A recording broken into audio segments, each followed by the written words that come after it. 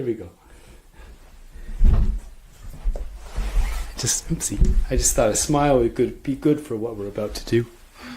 Okay, so I'd like to hear those Matz hits with your thumb.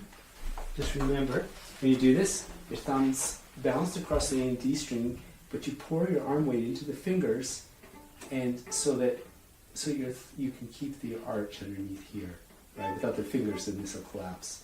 Okay, let's hear it.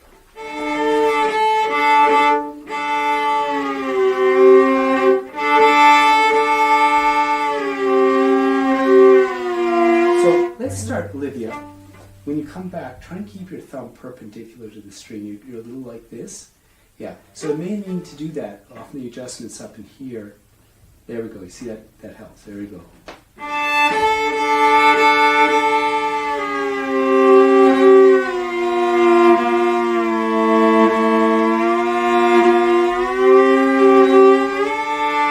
So you can see that your D string note is sharper than the A string note, right?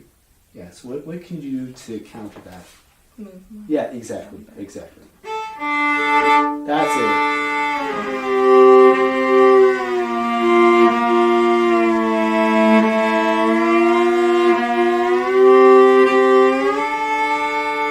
So you'll find that's already an improvement, isn't it? You'll find that getting it in tune has a lot more to do with balance than angles. So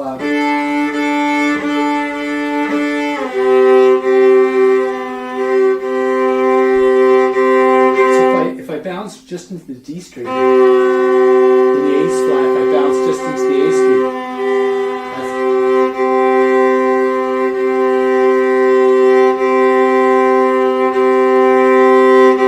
so I'm just trying to find the right balance. So I'm not grinding my thumb into the fingerboard. That has other problems. So what you have to do is find the right.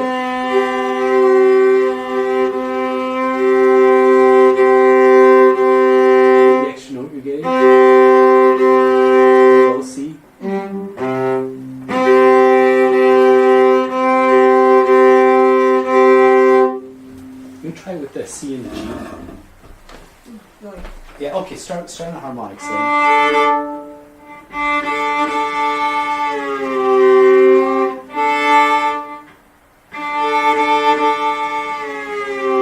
Okay, so the challenge here is to get in tune. Now, so what I want you to do is you're waiting here. Now pour all your thumb weight into the D string. Play the fifths though.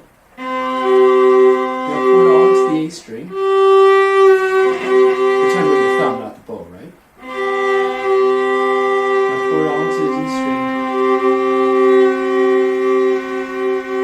And now pour it into the A string. Now find something in the middle that's going to be, it's going to be more true.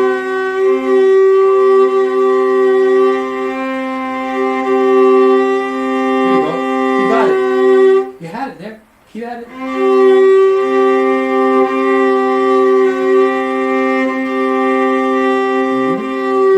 To the B flat and F. See? Don't be in a hurry. Same thing here. Pour all your thumb weight into the D string. Now pour all the A string. Now find something in the middle that's in tune.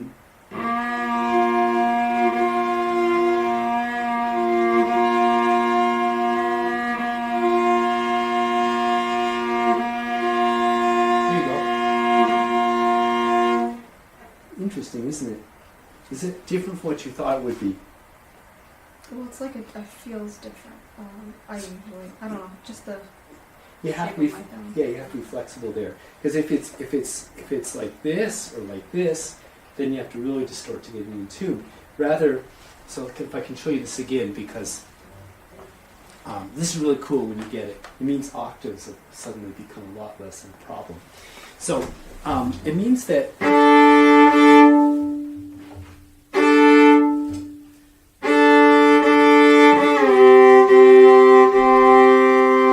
you're making these fine adjustments like this. I'm just assuming that my thumb's going to be kind of perpendicular, right? That's the starting point. Because if you're like this or like this, the question is how much, and that gets really complicated. So you're not quite in tune.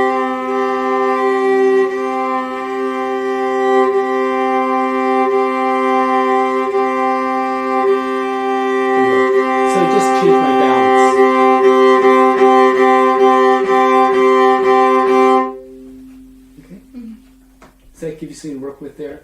Yeah, don't grind your thumb to death on this. It's not what we're after. Okay, let's hear your Grützmacher, number 13. It's beautiful, beautiful, ravishing melody here. We'll see how far we go.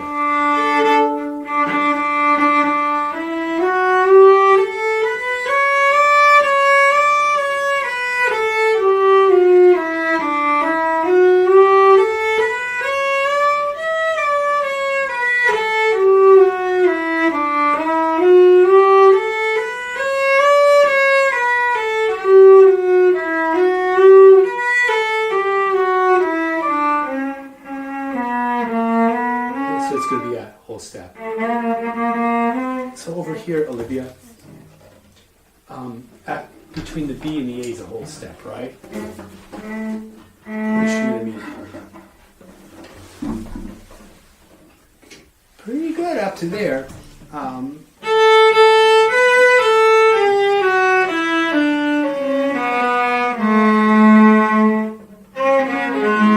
You're getting confused with later on. Okay, let's go from here.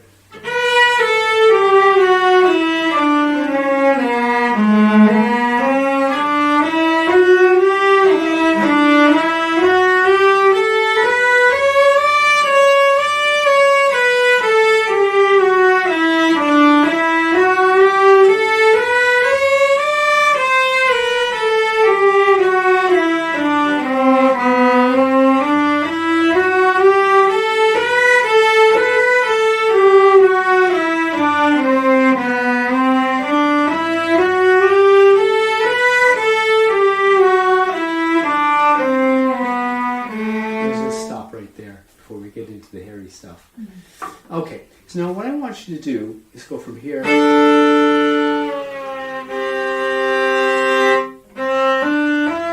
we're going to play in the key of C. Okay? So,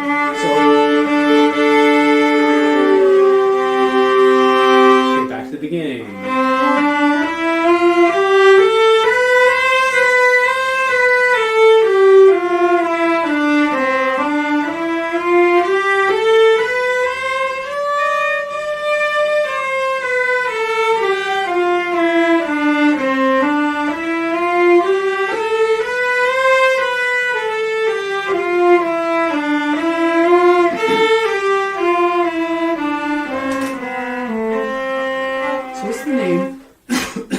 So over here, that's now a C. It looks like a D, but it's a C because we transposed it. So we're going from C to B natural, to half step, right? It's like playing an extension in first position, same idea.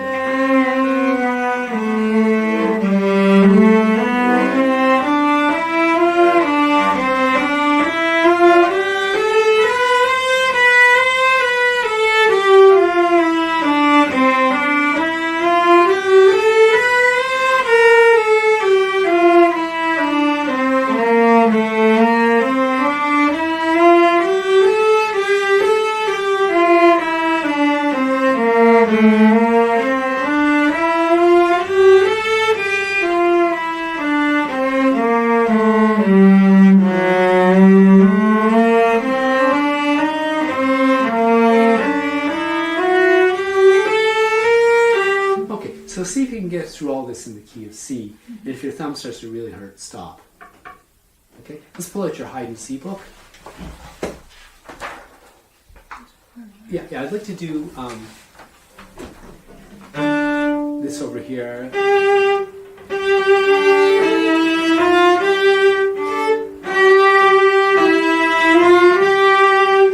you're in that third finger, see if you can bring your weight around so it doesn't collapse. That's it, good. Let's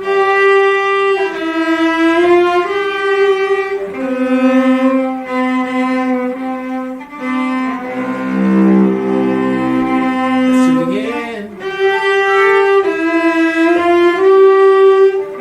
That's it.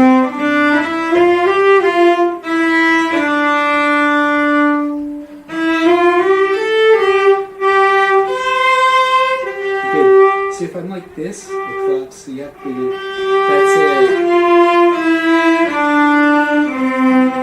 Okay, the next one here.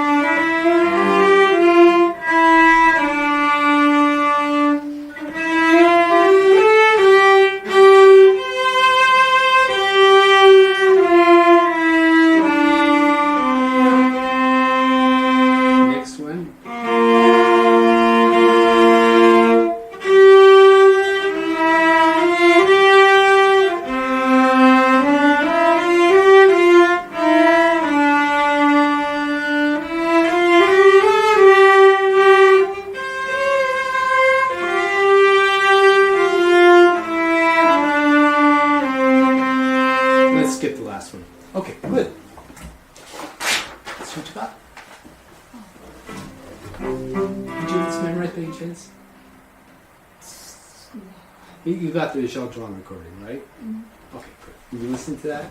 Okay, let's hear it.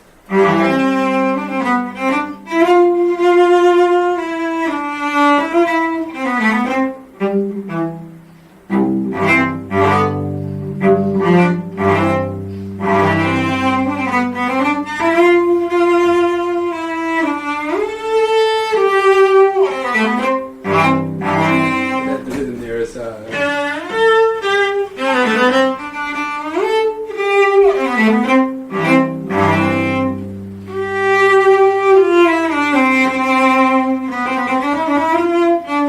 over here the bowing goes like this.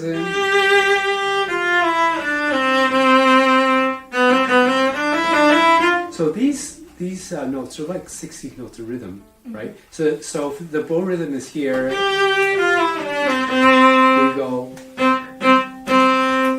You go up, down, up, and then good.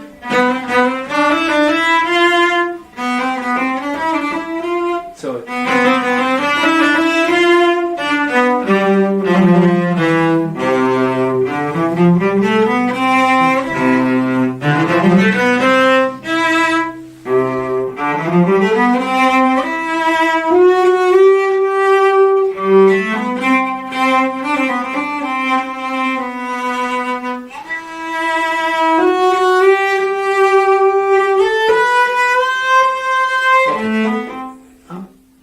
I'm going to stop you because I want to reflect back on that thing about friction and contact point.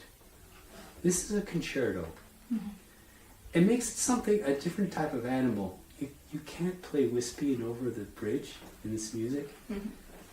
It just doesn't work. It won't tolerate it. No one will hear you. So going back to here.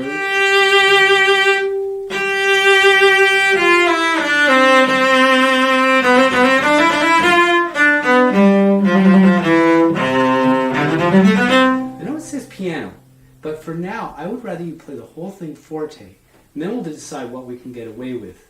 But right, if it sounds way too fluffy for this music, right?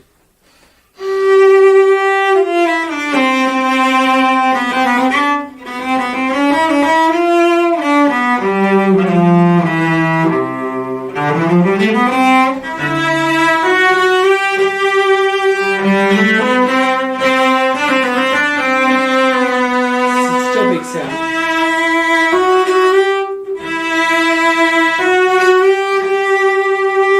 So go close to the bridge, or else you're on a bow, right?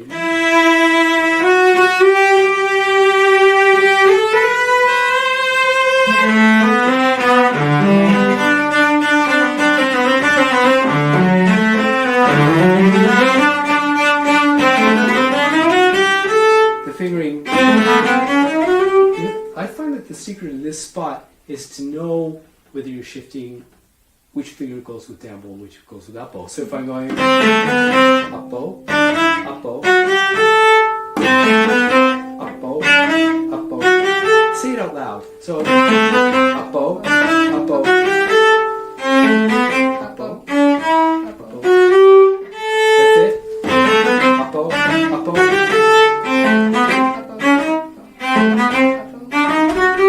Yeah, it's E natural, right? Yeah. Third finger. Okay, now without the breaks. Now, when you do these shifts, don't do a hard stop on every position, right? Mm-hmm. Feel like your arm. Well, first of all, I'd like you to have a different vision of your arm. Rather than thinking of this tunnel that goes down your fingerboard, you need to think to have a bubble of focus that's big enough for your back and your arm. So when you're doing this, that your arm can glide along, because that's what draws your hand. Right now, what's happening is your hand thinks it has to find all these positions. The music's too fast for that. You have to be able to flow through the positions en route to there. It's better already. It seems like your thumb squeezes whenever you shift. Just take your thumb right off. Okay, and just keep the motion going, it's you flow through, you don't stop anywhere. Now, does that even make sense? You don't stop anywhere.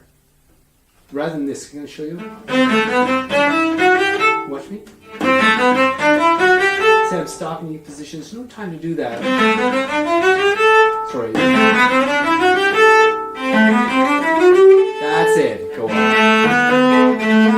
Step on.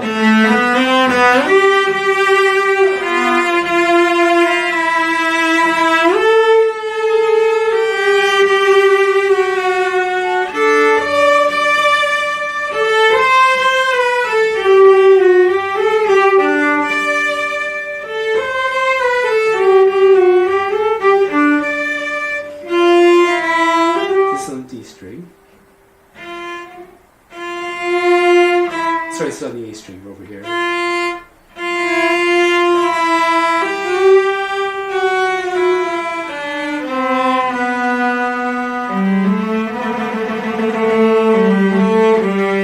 Okay, so does that make sense there?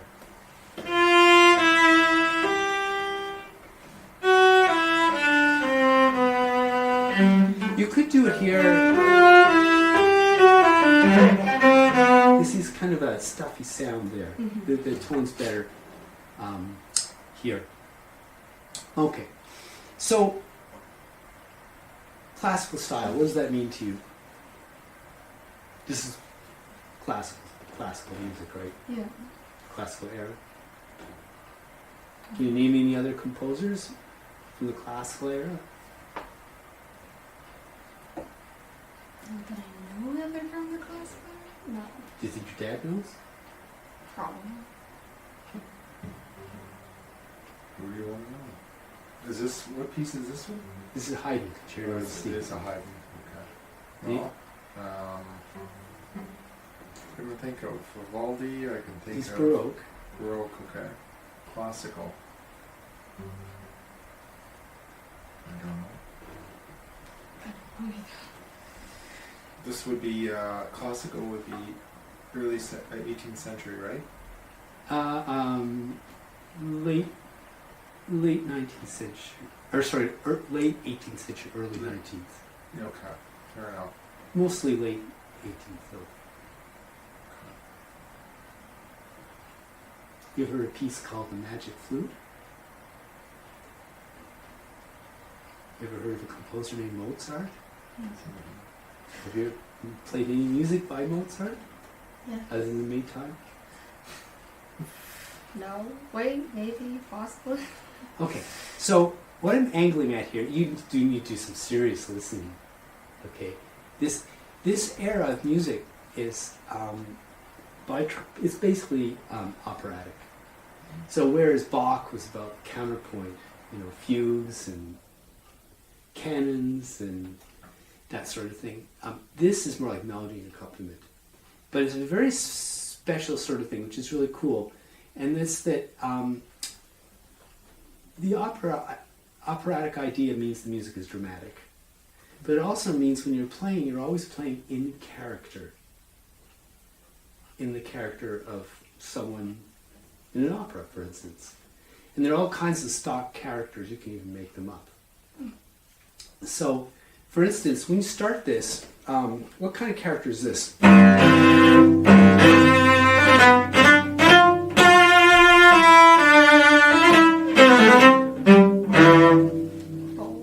Bold? Okay. I would call that martial character. Martial, M-A-R-T-I-L, it's like military. Kind of a military brass band jock type of style, right? This is like horns and timpani and kind of out there, outside music. So you have to make it sound that way. You understand that before you know what to do the music, you have to decide what the character is of each spot, which you can do. It's not that hard. Mm-hmm. Like you wouldn't say that was a sweet singing spot. You wouldn't say that it was a tragic spot. You wouldn't really say it was a comical spot. It's definitely timpani, trumpets, horns, military music. So to do that, is that your fingers or is that your bow? Yes. So first of all, this chord, that has to be something, right? A little more, yeah. Is there rosin on your bow? Probably not. Okay. Well, by the classical era, they had invented rosin. Oh. Yeah. That coming to your lesson and wanting to play with a big sound with no rosin on your bow, that's my definition of frustration. You don't want to be frustrated now, right? So you own rosin, right? Now, who rosins your bow? Is it your dad or you? Oh, okay. How often do you rosin it? When I remember to. Hmm? When I remember to. Okay, well you have to rosin it before you play a concerto. How about that for a rule that's not a rule? But it's not a bad idea. Rosin your bow before you play a concerto. Okay, that can be one of Olivia's rules. Okay. Let's hear that chord. You need that's good. You need to release more of yourself into those lower strings. It's a soft bow hand with lots of propulsion. Yes, lots of propulsion from the arm. Yes, now. That's it. Marvelous. Do it again. Okay, now.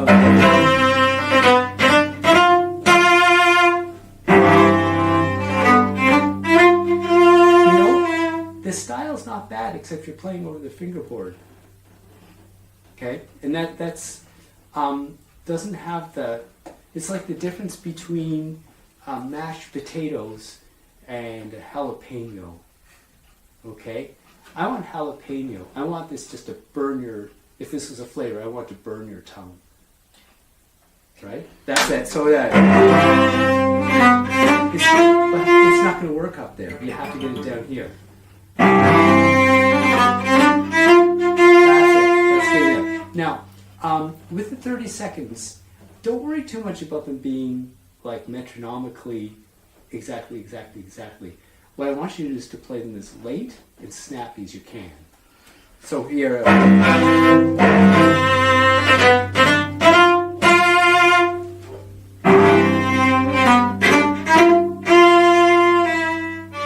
that was pretty convincing. Do it again.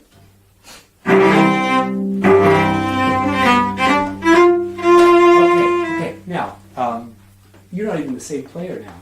That sounds like someone else. It sounds like Olivia number 2 came in the room. The Olivia that plays with bold confidence and expressiveness. Mm-hmm. Okay. Now, when you have a dotted rhythm, it's okay to feel the inner part of the beat, like yum, but it's okay to feel it, but don't feel it with your bow. Do you understand what I'm saying? So rather than doing this, you have to.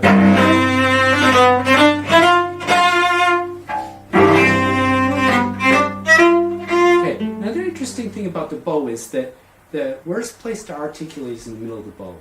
That's where the hair is the flabbiest. I'm not saying you have flabby hair, but I'm just saying that the hair tension is greatest at either end. So the further out you can do this in the bow,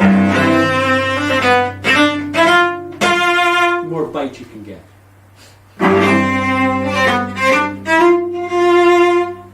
Close to the bridge.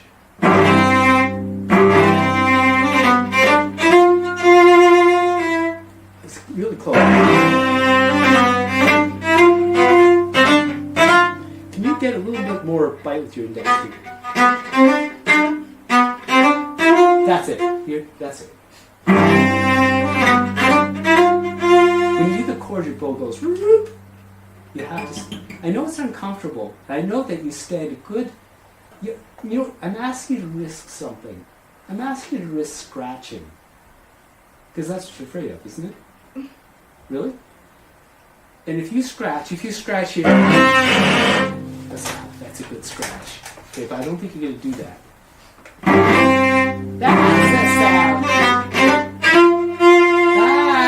That's it. You know how big and bold that was?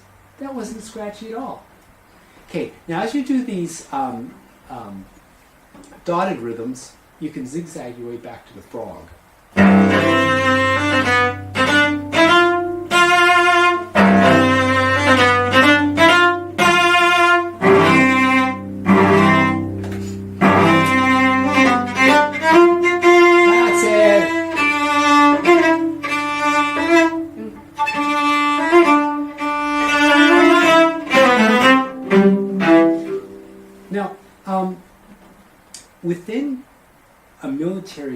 sounding character can also have these sudden, what would you call them?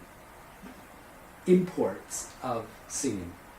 And that's the weird thing. So you always have to be able to change on the dime. So I'll show you what I mean.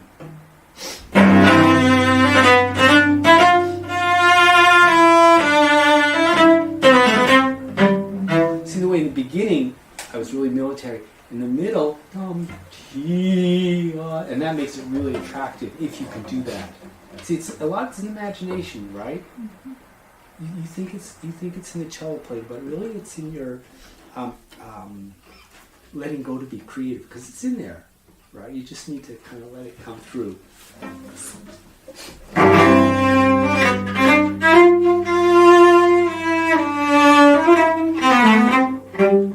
You know, there's an improvement, certainly over the first time you played it.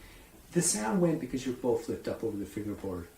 Mm-hmm. So, you know, one of the ways of working on that, well, there's a few ways. Some of them more torturous than others. I'll give you the least torturous, and that is to point. When you go down bow, point the tip of your bow downwards.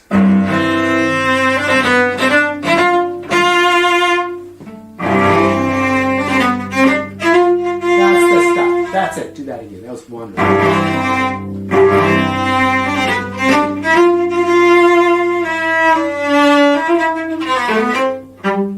So how does that sound different to you? Has more expression than just. Is it a bigger sound? Yeah. Does it sound scratchy to you? The right answer is no. What does it really sound like to you? Kind of in between. Yeah, It's it's a not little terrible, bit, but it's a little bit raspy because you're not used to playing like that. But you're not going to get better at it unless you dare to do it. I think the most destructive and risky thing you can do is play with a fingerboard, because then you just won't get anywhere with it. It'll never sound like a concerto. Okay, let's go to this next little chunk.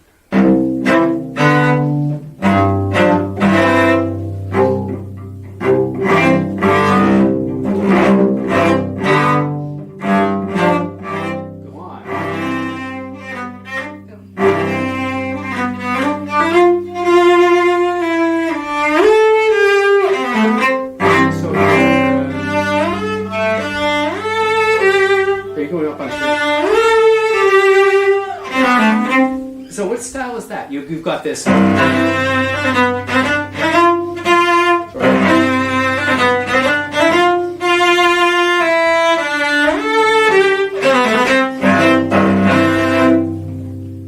I did that wrong. Sorry. I did that wrong. Please, sorry. That's correct. Is there a singing style in there? Right. So I feel like you're like really clamped up when you get this singing style stuff.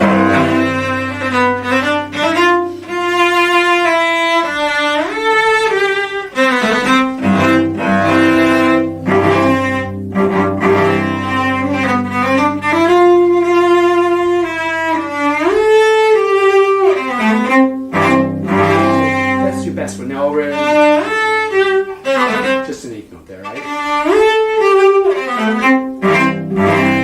Now notice here, you almost did it beautifully. That's the first time you've had a quarter note in this piece. And in this tempo in moderato, a quarter note's pretty long.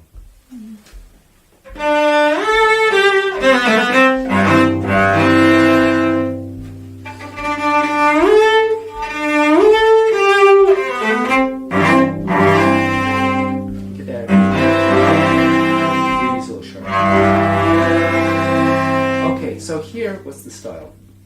Very singing-like. So say this is the, every opera you have to have a soprano, right? Mm-hmm. Or it could be a tenor, if you prefer a tenor. Okay, but this is someone with a very lyrical part, very expressive. Certainly one of the heroes of the opera is right here. So the rest of it could be just like all the flash and dazzle before the curtain opens. In here, in the center stage, right? Again,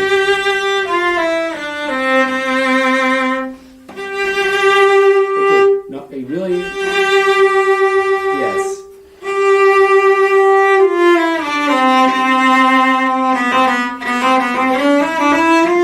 So you have something here, singing, then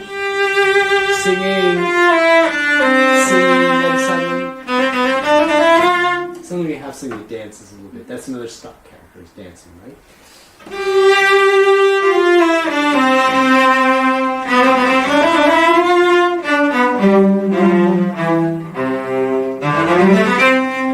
And you know what?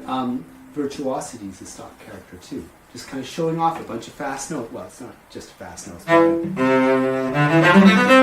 you can be flashier with that. It's just a C scale after all.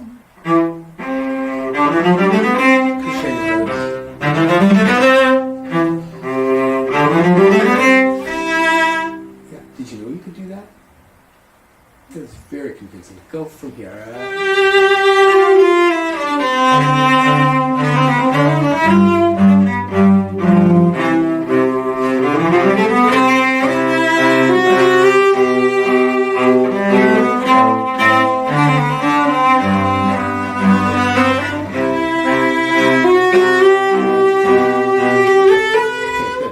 Good. You're getting into the spirit of this. Isn't it fun?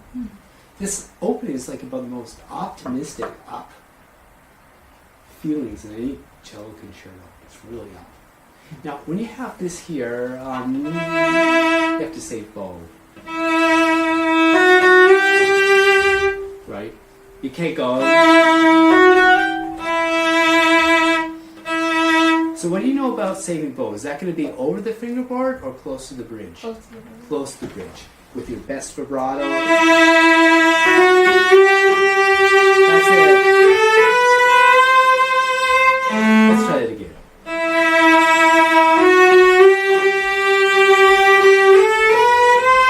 That's it.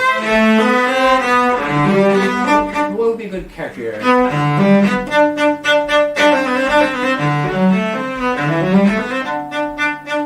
Joyous or dancing. Yeah, it could even be. I agree with you. It could even be like comical. Like, you know, in every opera, there's got to be a buffoon, right? I got to take you guys to the opera. Sorry, go You can take him. Is the opera scary?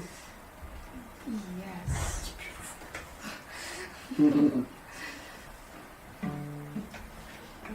There's a very famous Canadian writer named Robertson Davies. I don't know if you heard of him. Robertson Davies? No.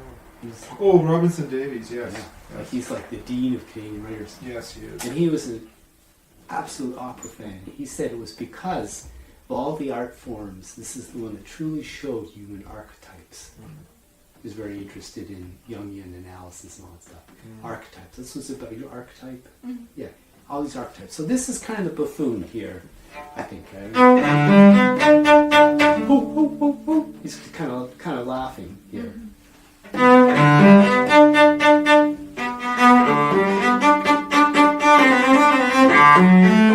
That's it. So you do a slow. Do it below the speed that you get tense at. That's better. I watch your thumb and I think it's clamping. That's it. So again, when you practice this, see if you can remember this. I know you're not writing anything down, but see if you can practice this. Take your thumb off. Sorry. It'll feel different. And flow through. It seems like you jolt every shift. It's almost like a slide. Think of it as a glide. Do this. Just this.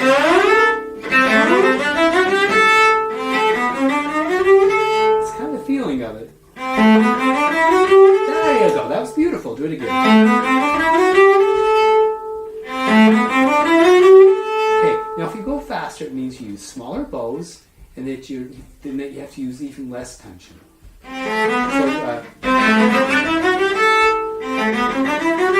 beautiful.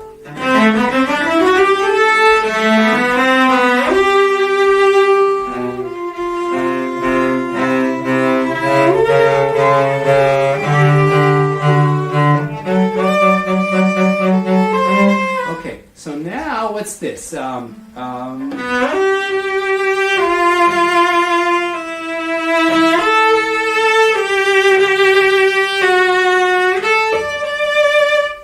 kind of style here? Well, Lyrical. It's definitely. This could be the soprano here. Some soprano. Right? I wish I could sing. Go from here.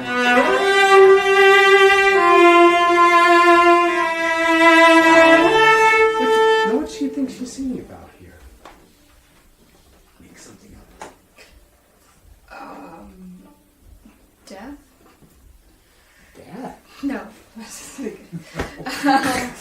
Oh my gosh. Poor Olivia. Sorry.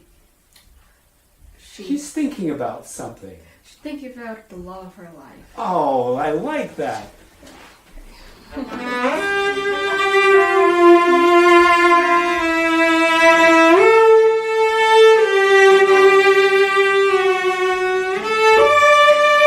So here, she's just in her rapturous imagination.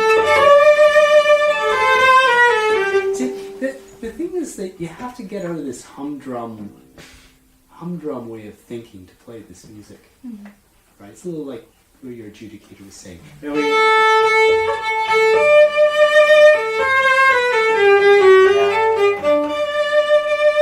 This is where your fast vibrato would be very helpful up here.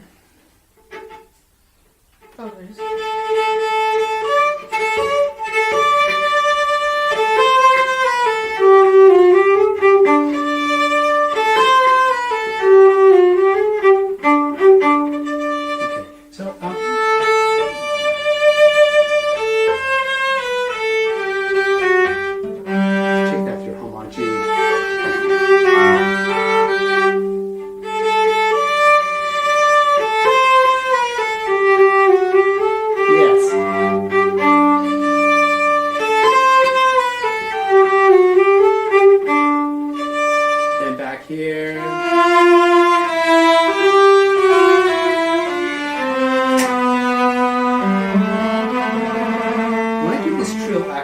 Both of us, well, you have a better stretch than I do. Rather than trilling with two, I actually trill with three. Let me show you what I mean.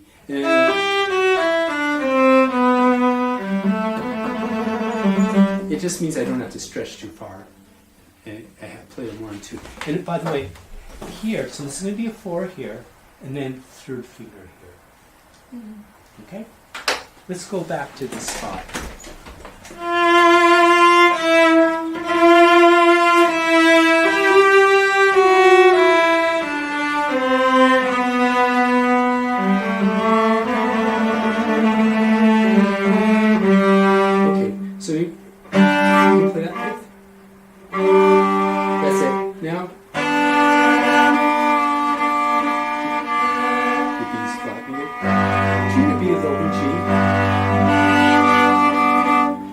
So the next chord you can do, don't play it yet, you can do this. Now in order to do that, you have to move your 2 out of the way. If you leave your 2 where it is, it's very difficult to get that E low enough. So you actually have to...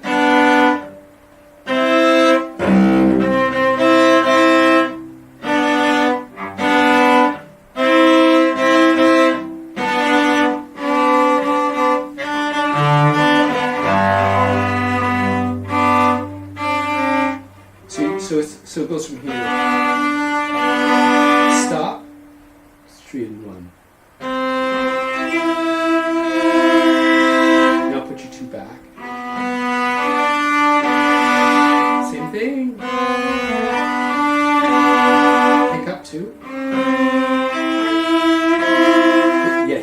Unfortunately, you have to leave 3 down. Now, can you see the way I'm shaping my hand here? Rather than this. The problem with buckling is that if your finger buckles, it's impossible to adjust the pitch. So you have to, it's an adjustment of the arm and the wrist to come around more.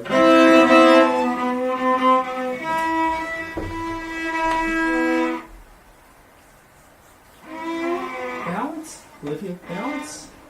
Have your balance go this way. Use your 3rd finger. And then, that's it. Okay, so you're saying, how on earth am I going to play that first finger? It's on my fingernail. That's not going to work. That's impossible. Okay, sometimes we end up on our fingernail. Now, for you, let's see your hand shape again. Okay, let's compare hand shapes.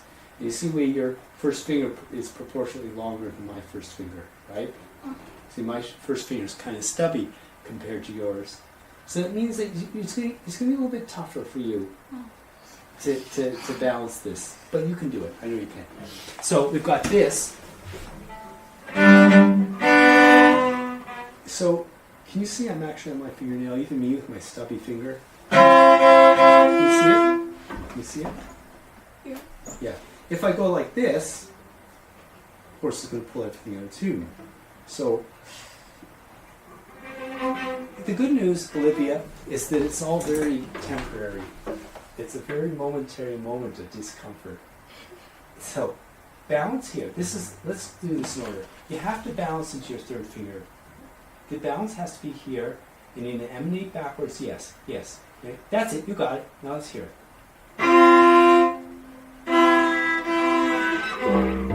Did you see it? Now leave that there. Leave that there. That's it. That's it. Okay. Give it a try. I mean, you could also do it up here.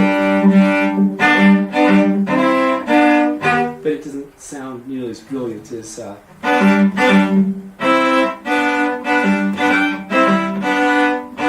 here. It seems impossible at first, but I still think you can do it. Okay. Try not to buckle your third finger. It's just not long enough. There you go. Okay, leave your first finger where it is. I'm just going to give you a little moral support here. There we go.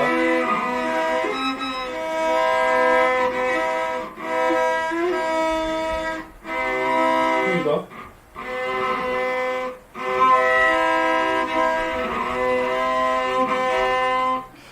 Okay, shake it out.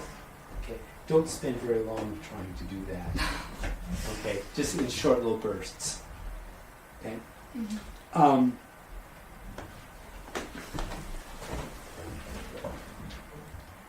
I remember practicing this little exercise for myself.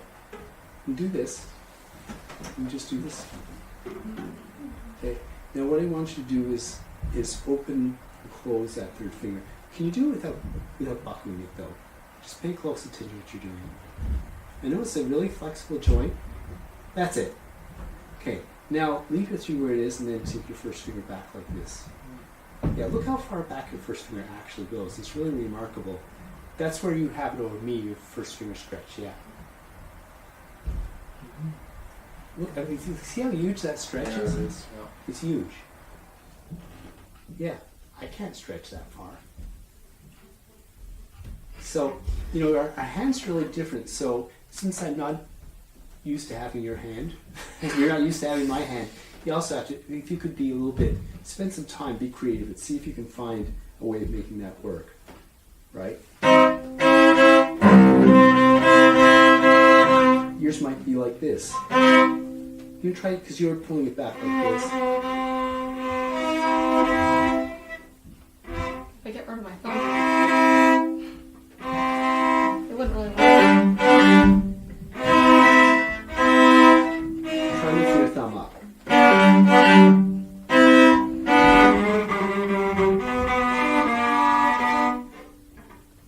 Actually, don't do it. Just do this.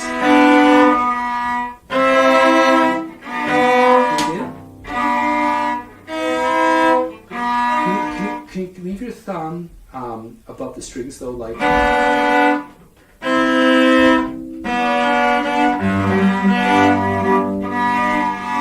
That's it. Your C's flat.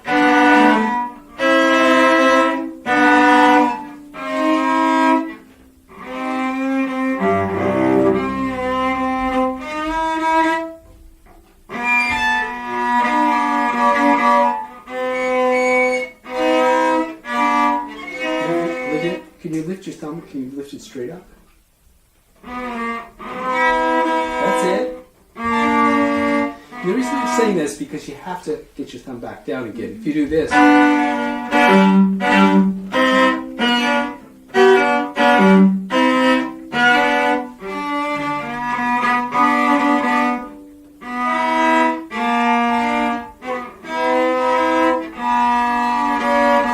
as you practice, it's a good idea to make sure the notes, the chords in tune before you go to the next one. I think you keep going back and forth because you don't like what you're hearing, so you get off it quickly, right? You say, yeah, well, that's attitude, I better go to the next one. Don't do that. Okay. You're wasting your time if you do that, right? You have to actually find...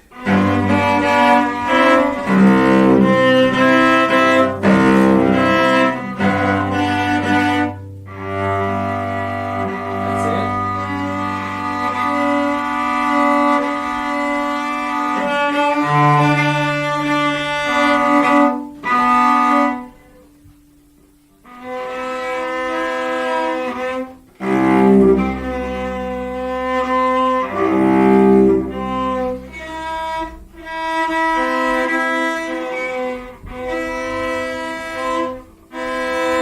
Give that a try over the week. Okay, don't hurt yourself. Okay, she does have that one flexible joint, which which is something she's dodging. There are other fingerings to do that one could do, but give this a try first, and if your hand won't tolerate, we'll do something else. So what I want you to do for next time, do all this separate bows here.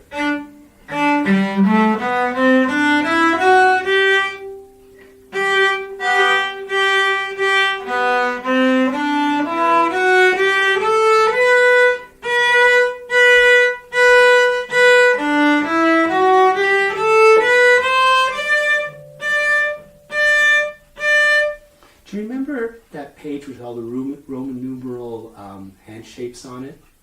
Number 1, 2, and 3, 4. Like number 1 was like this. Do you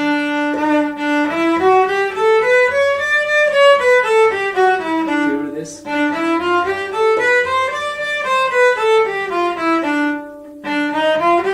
It's in your binder somewhere probably. But we'll refer to that and we'll continue this next time. Great. You can probably want to take notes. Okay, we went over a lot of stuff. The biggest thing we did was what? What was the biggest change we made? To the verge, to improve verge. That was the biggest technical thing. I think we were also thinking of character. Well, yeah, character. Thinking character. Okay. We're going to go to the opera someday. They show it at the theater. I'm going to take you. I'll pay.